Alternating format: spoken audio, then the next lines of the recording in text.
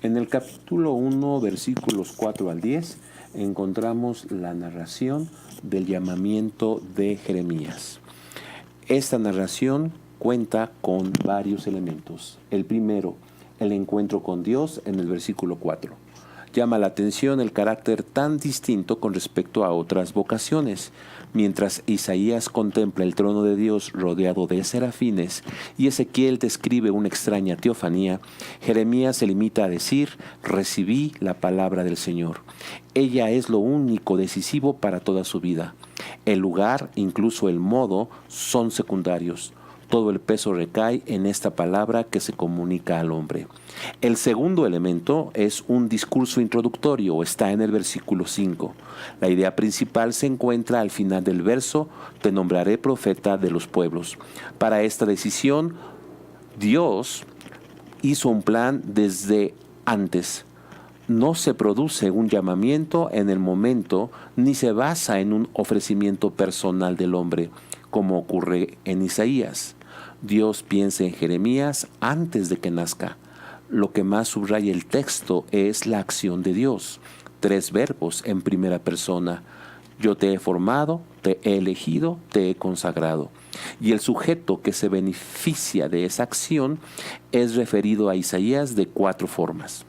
Sin embargo, al final se rompe la relación yo-tú para abrirse a los otros, a todos los pueblos. Jeremías, al que se ha definido con frecuencia como el profeta de la intimidad, nos dice que desde el principio ha sido elegido para gozar no de Dios, sino para entregarse a los demás. Y el modo de esa entrega será el de un profeta, el de una persona que habla en nombre de Dios.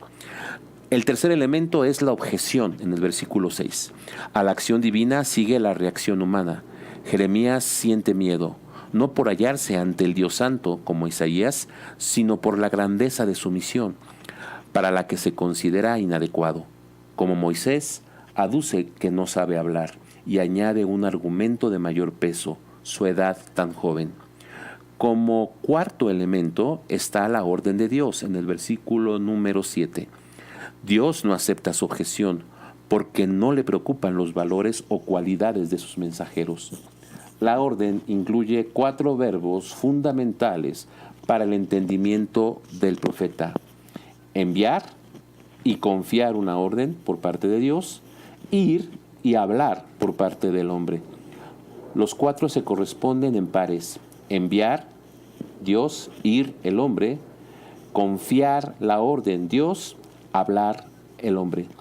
Esta experiencia es básica en Jeremías, que acusará repetidamente a los falsos profetas de que Dios no los ha enviado ni les ha dado una orden. Al exponer su objeción, Jeremías se había quedado en su problema personal, prescindiendo de los intereses de Dios y de las necesidades ajenas. Ahora el Señor restablece la relación yo, tú, ellos, la única que justifica una vocación. Como quinto elemento están las palabras de aliento en el versículo 8, con la típica fórmula: yo estaré contigo.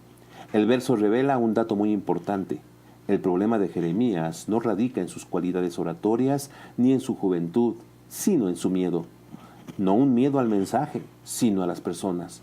Podríamos pensar que se trata solo de fórmulas hechas, pero el resto del libro demuestra que este fue uno de los grandes problemas del profeta durante toda su vida. En los versículos 9 y 10 está el sexto elemento, la señal. Se inserta perfectamente en el contexto. Todo lo anterior está centrado en el tema de la palabra y del hablar. Por eso la señal es que Dios toca la boca y pone sus palabras en ella.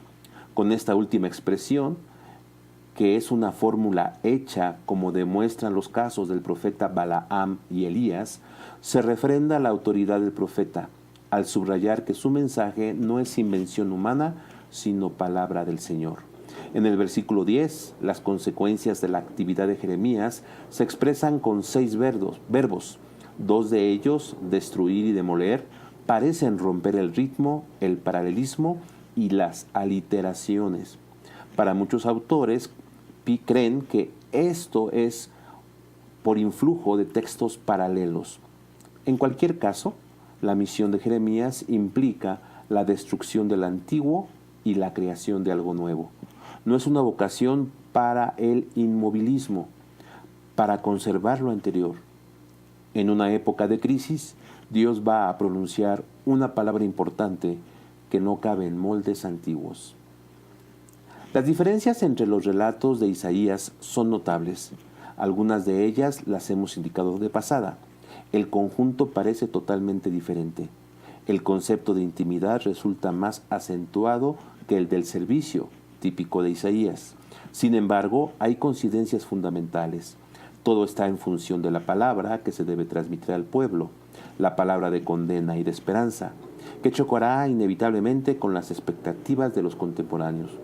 Por otra parte, Jeremías también descubre aspectos nuevos de Dios, inesperados quizá para él, que condicionarán toda su vida, sobre todo ese aspecto del Dios que lo obliga a aceptar un destino que no le atrae.